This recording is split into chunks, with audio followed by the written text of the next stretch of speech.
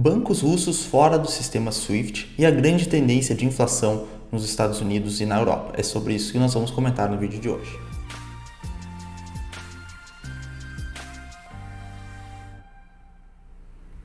Opa pessoal, meu nome é Felipe Jacques, eu sou assessor de investimentos credenciado pela Ancor e possuo especialização em investimentos Ambima. No vídeo de hoje vamos falar um pouquinho sobre a retirada da Rússia do sistema SWIFT de pagamentos internacionais. Então é como ocorre, é um sistema de mensageria, na verdade, que transmite essas informações de transferências de forma global, ou seja, não é entre o mesmo país, é de forma internacional, sistema de pagamentos mundial. E os bancos da Rússia estão fora e algumas outras instituições, então isso complica um pouco o comércio no geral da Rússia com os demais países. Então vamos dar uma olhadinha no comunicado oficial que saiu essa informação. Saiu aqui então numa conferência, saiu essa questão que a gente pode olhar no site ali da Comissão da União Europeia. E ali eles falam que eles vão tirar alguns bancos selecionados da Rússia, que é aquilo que a gente sublinhou ali. Então esse é o primeiro ponto, retirar alguns bancos do sistema SWIFT de pagamento. E eles deixam claro que esses bancos ficam desconectados do sistema financeiro internacional. Isso tira a capacidade da Rússia operar globalmente. E o segundo ponto, ali onde ele bota second, e talvez mais importante do que a retirada da Rússia do próprio sistema SWIFT, é impedir as reservas internacionais da Rússia serem utilizadas. O que são as reservas internacionais de um país? É o dinheiro que o país possui em outras moedas, em dólar, em euro, um pouco de ouro, de repente a moeda da China, libra esterlina, entre outras. É um colchão de dinheiro, colchão de liquidez que os países possuem para fazer seus pagamentos internacionais e terem uma reserva ali no seu poder para demonstrar o poder de pagamento perante outros players internacionais. Então, esse segundo ponto talvez seja mais importante do que a retirada da Rússia do SWIFT em si. E o que é isso? Eles restringiram, fizeram medidas restritivas para prevenir que o Banco Central da Rússia use as reservas internacionais do país para tentar driblar esses impactos da restrição do SWIFT. Porque, de repente, a Rússia poderia fazer pagamentos em outras moedas, utilizar o sistema da China, que, claro, tem um volume financeiro muito inferior ao do SWIFT, mas eles poderiam estar utilizando, ou, de repente, poderiam utilizar a moeda estrangeira por fora de algum outro jeito, claro que teria mais custos, mas poderiam tentar fazer isso. Mas as reservas internacionais da Rússia, que ficam custodiadas fora da Rússia, em países que estão participando dessa sanção, vão ficar impossibilitadas de usar. Porque muitas vezes essas reservas internacionais dos países, de forma geral, ficam custodiadas em outros países, até para ter um risco geográfico menor, não deixar todas as reservas da Rússia na própria Rússia. Vamos supor que tivesse uma guerra lá, ela não ia poder usar. Então os países diversificam um pouco o local onde vão ser custodiadas as suas reservas internacionais. E os ativos do Banco Central da Rússia de reserva internacional custodiados nos Estados Unidos, por exemplo, não vão poder ser utilizados justamente por esse segundo ponto que eles enfatizam. Além disso, no terceiro ponto, eles deixam claro que pessoas, entidades, oligarcas russos também vão ficar fora das suas atividades, vão ser monitorados, sofrer essas sanções. Então isso coloca uma pressão no regime interno do Putin. Então grandes pessoas ricas, influentes, amigas, entre aspas, aliadas do Putin, vão ficar com as contas bloqueadas. E é claro que a Rússia já vinha se preparando para isso. No gráfico de baixo a gente coloca as reservas internacionais totais da Rússia, que aumentaram substancialmente depois de 2016. Então dá para ver que esse ataque da Rússia à Ucrânia, que infelizmente vem acontecendo, é algo que a gente deve sempre salientar que é muito triste quando acontece uma guerra, mas parece que o Putin ele planejou isso, porque desde 2016 as reservas internacionais da Rússia, ou seja, dinheiro estrangeiro que a Rússia possui, vieram aumentando substancialmente, até chegar no ponto que elas estão hoje, que é um patamar muito alto. E como é que ela é dividida em percentual? A maioria do dinheiro das reservas internacionais da Rússia está denominada em euro, como a gente pode ver ali pelo gráfico. Essa parte, com certeza, o Putin não vai poder utilizar, já que grande parte da União Europeia está apoiando essas sanções contra o Putin. Então, esse dinheiro em euro, provavelmente a Rússia não vai conseguir utilizar. Isso representa cerca de 30% do total das reservas do país. Ali, eles ainda têm um pouco em ouro, que sim, ele pode estar custodiado em outros países ou pode estar na própria Rússia. Se a maioria estiver na própria Rússia, eles podem usar esse ouro. Porém, o que complica do ouro? Que o ouro ele já foi utilizado como moeda por muito tempo, realmente tem características de escassez, uma relativa boa divisibilidade, durabilidade, essas características importantes para um bem ser monetário, ou seja, se tornar moeda. Só que a gente sabe que a portabilidade do ouro não é tão interessante. Imagina fazer remessas internacionais e fazer o pagamento em ouro, levar navios para outros países, por exemplo, ainda mais no clima de guerra, onde as rotas poderiam ser obstruídas, enfim. Então isso parece ser inviável, a não ser que eles fizessem certificados de ouro e negociassem, mas vários países também já estão fazendo embargos à Rússia, então é complicado essa questão do ouro. Outra parte ali em dólar, em azul mais claro, e outras moedas, como o renminbi, que é a moeda chinesa. Então, essa com certeza, com a China se apresentando como uma aliada, ou se dizendo neutra pelo menos, né? Mas de repente, para tentar desestabilizar os Estados Unidos, a Europa, pode ser que a China fique mais parceira da Rússia nesse sentido. E a Rússia tem uma parte boa das suas reservas na moeda da China. Então isso tem um impacto bem importante. Claro, o Putin já veio se preparando para isso, mas mesmo tendo reservas internacionais em grande quantidade, a gente tem que lembrar que grande parte disso, devido ao segundo ponto ali da conferência, não vai poder ser utilizada caso ela esteja custodiada fora.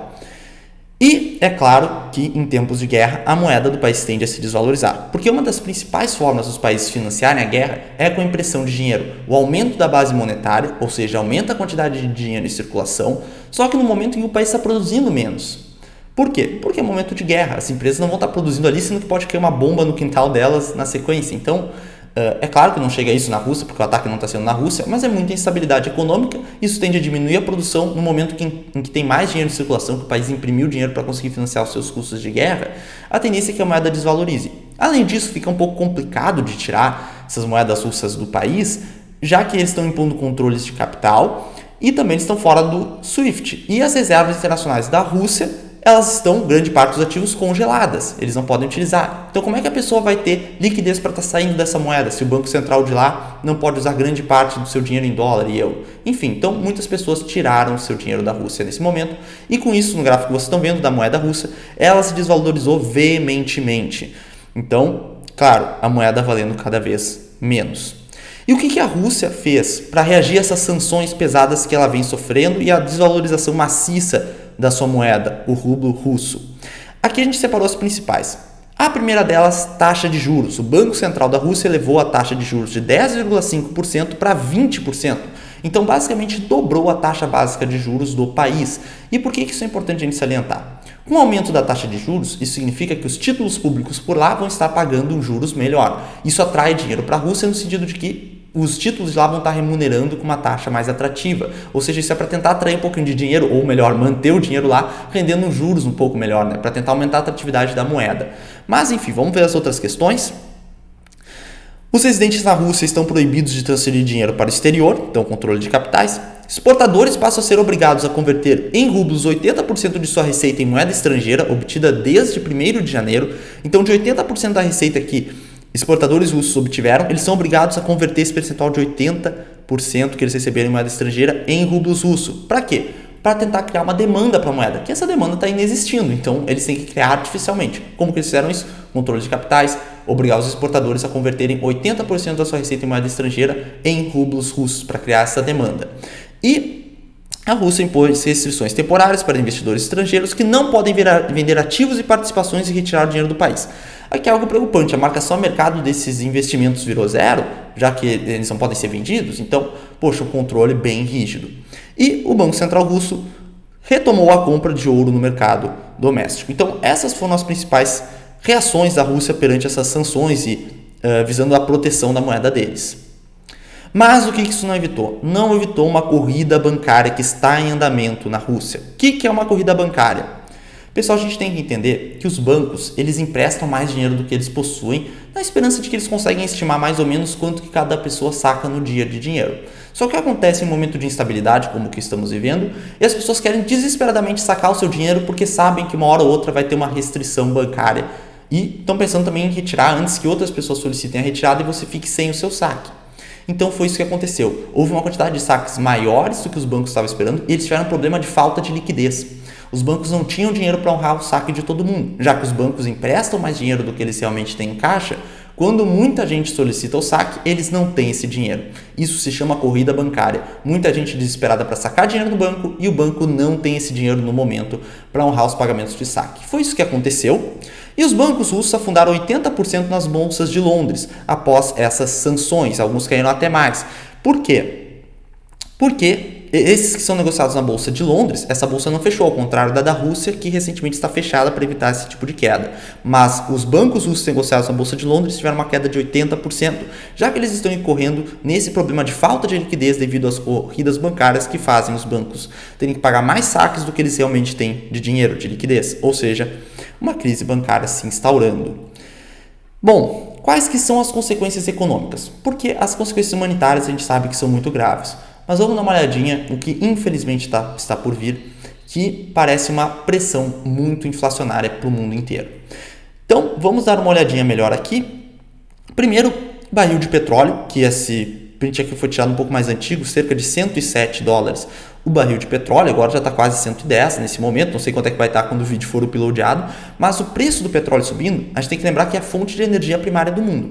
Se o preço do petróleo sobe, significa que a gasolina vai subir, os derivados do petróleo que nós usamos no dia a dia também vão subir de preço, ou seja, toda a cadeia de produção da economia tem um custo adicional com o preço do petróleo mais alto. E esse custo adicional tende a ser repassado para os bens e serviços finais, ou seja, quando você for comprar alguma coisa no supermercado, por exemplo, que a latinha de refrigerante tem um componente derivado do petróleo, essa latinha de refrigerante vai estar mais cara. Só que o petróleo influencia tudo, não só as coisas, os bens e serviços que usam derivados de petróleo, como também tudo que a gente precisa transportar. Petróleo, lembre também de gasolina. Então, tudo que precisa ser transportado de um lugar para o outro vai ter um custo maior de transporte devido ao aumento do preço do petróleo. Então, toda a cadeia logística de transporte vai ter um preço mais elevado para ser feita e, é claro, quem está vendendo esses produtos vai ver que teve um custo maior para produzir eles, com logística, com derivados de petróleo, e vai repassar esse aumento de preços. Ou algumas empresas podem não fazer isso, provavelmente vão falir, e diminuir a oferta de bens e serviços na economia, o que tende a gerar inflação também. Então, isso é bem preocupante, preço do petróleo renovando máximas desde 2014. Além disso, a Rússia ela exporta muitos alimentos. Então, por exemplo, soja, que até deu uma quedinha recentemente, mas subiu bastante, que é o gráfico do canto inferior direito. Além disso, nós temos o milho, e o milho é também utilizado para alimentação do gado. Então, o preço da carne pode subir, já que o milho que é usado para alimentar gado vai ficar com preço mais alto, também o custo de alimentar os gados vai ficar mais caro e com isso o preço da carne também é impactado, além do preço do milho em si. E, pessoal, talvez o mais importante do que tudo isso, do que o milho, do que a soja e de outras commodities agrícolas é o quê? É o fato de que a Rússia ela tem grande influência na exportação de gás natural para a Europa, que está no inverno. Então a gente pode ver ali a influência da Alemanha, Itália, França, Turquia, Holanda, Áustria, o Reino Unido, Polônia, Hungria. Esses países da Europa representam 71,9% dessas exportações de gás natural. Então eles são muito dependentes do gás vindo da Rússia. Então, o que acontece? A Europa está no inverno no momento. Se eles ficam sem fornecimento de energia, a tendência é que dê muitos problemas, já que o inverno lá é muito frio e eles precisam de energia para aquecer as casas, enfim. Então, se a Rússia, de repente, cortar esse abastecimento de energia, não é da noite para o dia que você encontra outras alternativas para isso. A Europa pode sofrer bastante. E sem falar nos preços que tendem a aumentar, preço da energia subindo, também tendência de inflação, já que todas as indústrias, você na sua casa usa energia, se o preço dela está mais caro, seu custo de vida vai aumentar, ou seja, inflação. Outro fator agora é o gráfico do lado direito, origem das importações de fertilizante em 2022. A gente pode ver que a Rússia se envolve muito na comercialização de fertilizantes. Então, fertilizantes é utilizado para alimentos de forma geral, então se o custo do fertilizante fica mais alto, a tendência é que os preços dos alimentos subam também. Então, alimentos, petróleo, energia no geral subindo, poxa, 3 fatores que são indispensáveis e são componentes de forte pressão inflacionária, somado às políticas monetárias expansionistas que os países foram fazendo de forma geral na economia para tentar estimular a economia no momento onde estávamos passando pelas maiores restrições da Covid. Então, soma-se isso, gargalos nas indústrias, ou seja, menos oferta de bens e serviços, com mais moeda em circulação na economia e agora com os preços das commodities, seja alimentícias, seja petróleo, seja gás natural subindo, poxa, são 3 fatores de pressão inflacionária muito elevados, ainda mais com a tensão e incertezas que uma invasão que a Rússia está fazendo na Ucrânia podem gerar para a economia. Então, realmente muito grave. E falando em inflação, a gente coloca no gráfico ali em cima, o CPI, que é como se fosse o IPCA lá dos Estados Unidos, o principal índice de inflação ao consumidor por lá, que está nos maiores patamares desde 1980, chegando a 7,5% no acumulado nos últimos 12 meses. Então, 7,5% de inflação já é algo alto aqui para o Brasil. Imagina para os Estados Unidos, que não está acostumado com isso, maior inflação nos últimos 40 anos, uma geração inteira de pessoas nunca viu uma inflação tão alta quanto está ocorrendo lá no momento. E com essa retirada dos bancos russos do sistema SWIFT, isso tem menos liquidez do sistema interbancário. O Federal Reserve vai aumentar a taxa de juros por lá mesmo, sendo que vai ter menos dinheiro, de repente vai ficar um pouco complicado. Além disso, a própria Europa, nos gráficos mais de baixo, a inflação na Europa que chegou a 5,1% no acumulado nos últimos 12 meses, e a gente pode ver, mais à direita ali, quais são os componentes que mais se influenciaram. Casa, eletricidade, gás, transporte, que tem a ver com petróleo. Então, tudo que tem a ver com energia, petróleo, os próprios alimentos foram bens que foram muito impactados e provavelmente vão continuar sendo com esse acirramento das sanções econômicas para a Rússia. Então, é um fato que a Europa e os Estados Unidos já estão passando por um momento inflacionário muito pesado.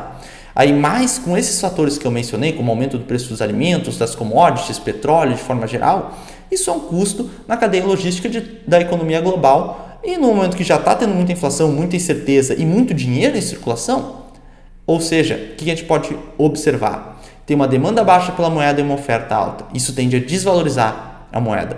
Ou seja, o preço de tudo tende a subir, que é o conceito mais usual de inflação, aumento geral de preço. Então a tendência é essa, pessoal.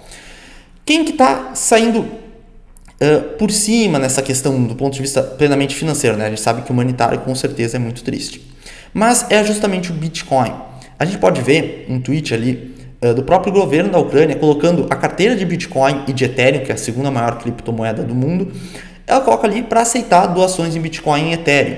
Um outro comentário de uma pessoa que falou que os cartões de crédito ucraniano não funcionam mais. Ele não está na Ucrânia no momento, mas as economias dele que estavam por lá se foram. E as criptomoedas são os únicos ativos que ele consegue utilizar, justamente porque as criptomoedas são descentralizadas. Não tem um órgão central emitindo elas. Não, o próprio sistema dela, os participantes de forma descentralizada vão participando desse processo de mineração. Então, se a sua criptomoeda está na sua carteira, ela é sua. Não tem como alguém tirar de você. Se você deixar ela numa exchange, numa corretora, bom, daí sim o governo pode proibir essa corretora, enfim, bloquear. Mas se o Bitcoin e Ethereum estão na sua carteira, elas são suas. E a gente coloca o gráfico do Bitcoin subindo bastante, como é muito volátil, né? Chegou a subir 15% nos últimos tempos. Eu não sei como está agora enquanto o vídeo está postado, mas teve uma boa alta com essa demanda maior. Especulação de que a Rússia pode comprar o Bitcoin para tentar driblar o SWIFT. Pessoas na Ucrânia comprando Bitcoin, pode ser uma força compradora que influenciou o preço para cima. E, além disso, pessoal, nós temos a própria Bolsa aqui no Brasil, que veio se fortalecendo relativamente bem, porque o preço das commodities subindo, é petróleo que vai influenciar, vai subir o preço da Petrobras, as empresas aqui no Brasil de commodities estão se beneficiando em relação a isso, então deu uma puxadinha na nossa bolsa para cima, sem falar na tendência do Banco Central continuar elevando juros, já que o preço do petróleo subindo é mais um fator inflacionário aqui para o Brasil, que já está com uma inflação muito alta, a tendência é que os juros continuem subindo, e claro, sempre aquela preocupação relativa ao Federal Reserve e aos bancos, o Banco Central Europeu. Como é que eles vão fazer? Aumentam os juros, mas agora tem menos bancos participando do SWIFT, é menos liquidez no sistema de forma geral. Um aumento de juros nesse momento poderia representar um desincentivo à produção nesse momento de tantas incertezas. Então, o mercado já está na dúvida se o Federal Reserve, o Banco Central Europeu, vão continuar aumentando os juros. Ainda mais um agravante no caso do Banco Central Europeu com a questão dos países hiperendividados, como Grécia, Itália. Como é que eles reagiriam com o aumento grande dos juros? Então, o que a gente pode esperar é isso que a gente viu no vídeo, uma pressão inflacionária bem grande, essa questão da dúvida quanto aos juros, o Bitcoin valorizando e a bolsa aqui no Brasil também subindo bastante. Agradeço a atenção de todos, como sempre deixamos os links dos nossos cursos aqui na descrição, curso Start para quem está começando no mundo de investimentos, curso BVI de Bolsa de Valores para iniciantes, curso de FIIs, Fundos de Investimento Imobiliário, que ajudam a proteger da inflação no longo prazo. E então, se você gostou, deixe um like, se inscreva no canal e até o próximo vídeo.